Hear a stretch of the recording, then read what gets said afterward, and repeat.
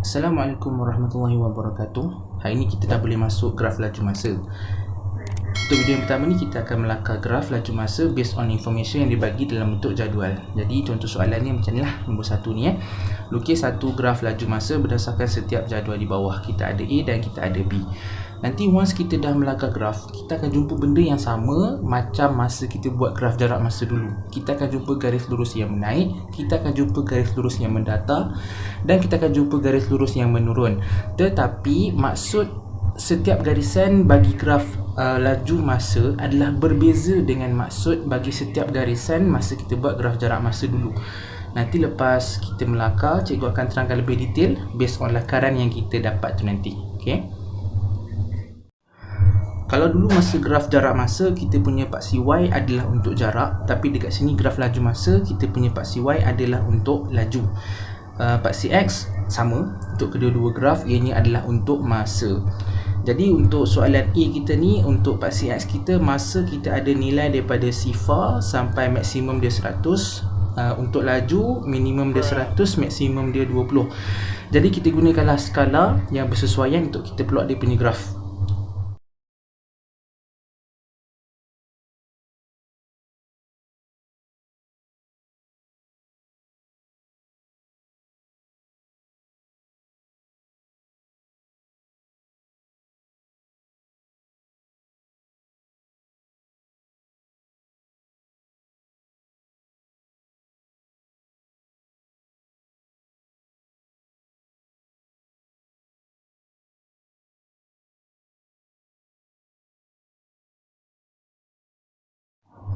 Okey, ni skala yang cikgu buat. Jadi sekarang kita tinggal plotkan je lah. Okey, mula-mula kita ada sifar-sifar 10, 10, 20, 20. Jadi sifar-sifar adalah pada titik asalan 10, 10. Okey, 10 kita untuk paksi X kat sini, 10 kita untuk paksi Y ada di sini. Jadi lebih kurang dia di sini. Seterusnya kita ada 20, 20. Okey.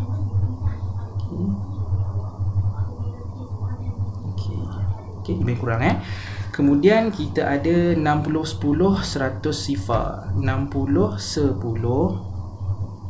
Okay.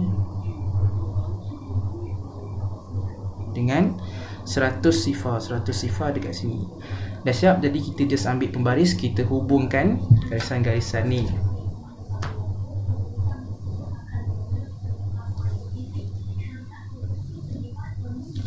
Okey, dah siap. Ini kita punya lakaran laju masa untuk soalan yang A. Daripada graf laju masa yang kita buat ni, kita ada dua garis lurus, yang menaik dan yang menurun. Kalau garis lurus yang menaik ni, dia nak bagi tahu kenderaan tu dia sedang memecut. Memecut ni maksud dia kelajuan dia makin bertambah lah. Kalau kita tengok graf ni, daripada 0 meter per saat dia naik 4, 8, 10 sampailah paling tinggi 20 meter per saat. Kalau graf jarak masa dulu, kalau kita jumpa garis lurus yang menaik ni, itu bukan maksud dia memecut itu maksud dia kenderaan tu dipandu dengan laju seragam, laju yang sama. Kalau 10 km sejam, 10 km sejam lah sepanjang-panjang garis lurus tu. Tapi kat sini tidak, kelajuan dia makin meningkat. Itu perbezaan dia yang pertama. Untuk garis lurus yang menurun ni pula, nak bagi tahu kenderaan ni dia sedang menurunkan kelajuan dia. Kalau tadi pecutan, sekarang dia nyah pecutan. Dan kalau kita tengok daripada graf ni pun, daripada 20 meter per saat dia makin turun. Sampai sini dah 16 meter per saat. Sampai sini dah 12 meter per saat. Dan akhir sekali sampailah 0 meter per saat. Kalau dah 0 meter per saat ni, maknanya kata tak ada kelajuan lah. Bila tak ada kelajuan, maknanya kata kenderaan tu sedang berhenti. Kan kelajuan kan akan ada kalau kita bergerak kan. Okay? Jadi inilah kita punya lakaran graf laju masa untuk soalan yang A. Kita tengok pula untuk soalan yang B. Untuk soalan B ni, kita masih lagi dalam masa saat dan laju dalam meter per saat. Cuma untuk masa kita ada daripada 0 sampai 5. Untuk laju kita ada 0 sampai paling tinggi pun 10. Jadi kita gunakanlah skala yang bersesuaian.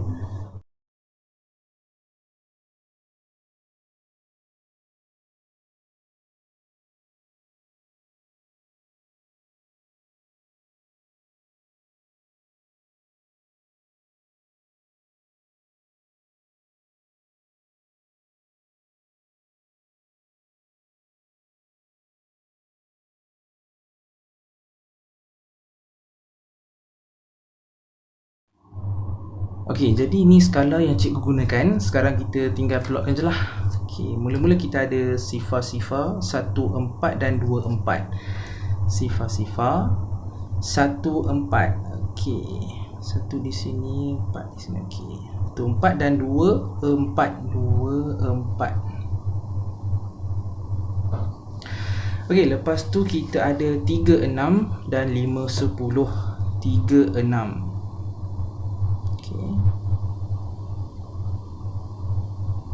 Dan akhir sekali 5, 10.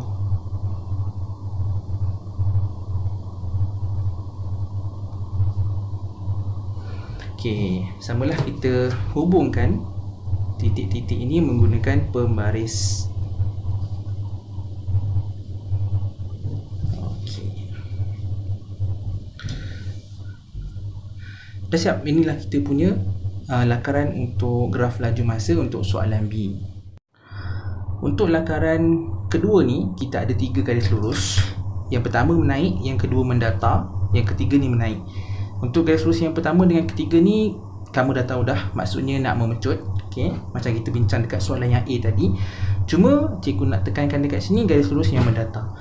Untuk graf laju masa, garis lurus yang mendatar ni maksudnya adalah kenderaan itu memandu dengan laju seragam, laju yang sama.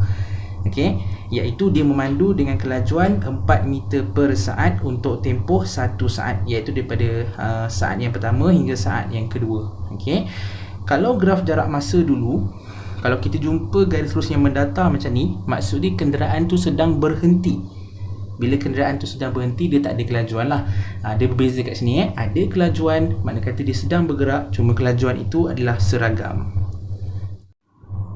Jadi itu dia, kita dah selesaikan 2 soalan berdasarkan maklumat yang diberikan dalam bentuk jadual. Jadi lepas ni kita sambung lagi. Ada 2 bentuk lagi. Dia ada bentuk rumus atau persamaan, dan lagi satu dalam bentuk ayat. Sama jugalah, diminta kita lakarkan graf laju masa daripada bentuk-bentuk tersebut. Jadi sebagai penutup, siapa yang nak berkelas online dengan cikgu, minta izin mak ayah. Kalau mak ayah kata okey, WhatsApp cikgu. Buat yang belum subscribe, subscribe dulu, tekan butang like. Nak komen boleh komen, dan jangan lupa share pada kawan-kawan biar channel cikgu lebih meriah lagi. Jadi terima kasih buat yang sudah menonton. Sampai jumpa lagi. Assalamualaikum.